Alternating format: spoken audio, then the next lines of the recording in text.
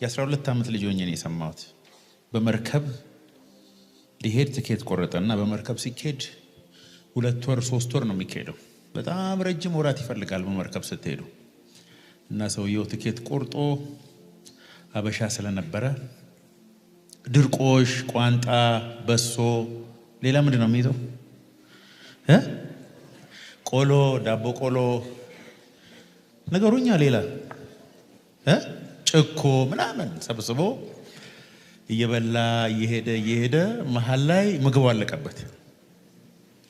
በጣም ደነገጠ ሰውየው። በኋላ ካፒቴኑ ጋር ሄደና በጣም ችግር ውስጥ ገብቻለሁ፣ ያስኩትን እንዳለ ምግብ ጨርሻለሁ፣ ከዚህ በኋላ ልብሳችሁን ልጠብ፣ ሽንት ቤት ልጠብ፣ የሚሰራውን ስራ ሁሉ ሰራለሁ፣ ደሞዜ ግን ምግብ ብቻ ይሆንልኝ እንዳልሞት አለ።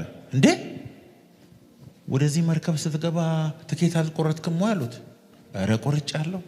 ታዲያ እኮ ትኬቱን በቆረጥክ ጊዜ እነዛ ሰዎች የሚበሉትን ክትፎ ጎረድ የፈለግከው ብዙዎቻችሁ አላቸው።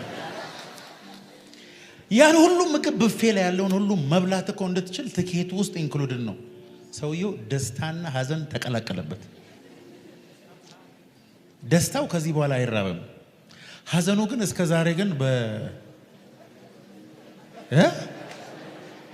አሜን። ከዛም ቀን በኋላ ጠዋት ሲሰለፍ ሁሉንም እንዲህ ነው የሚላቸው፣ እስቲ ተረጋጉ፣ ለወራት እኔ ተሸውጄ ነበር፣ አሁን ወደ ኋላም ወደፊት ነው መበላው። ይኸውልህ ወንድሜ ስላንተ ነገር ሁሉ ተከፍሎልሃል። ስላልገባ ግን በቋንጣ ነው ያለው። ዛሬ አይኖች ተከፍቶ ምን እንደተከፈለልህ ይገባል። ከጎናችሁ ላይ ያለው ዋጋዬ ሙሉ በሙሉ ተከፍሎልኛል። ለኃጢአት ተከፍሏል።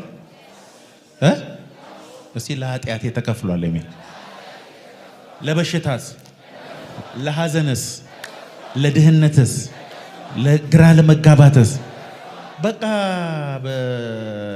በሶ ጊዜን አትፍጭ። ማታ የኔ ስብከት ችግሩ ነገ ነው የሚገባ።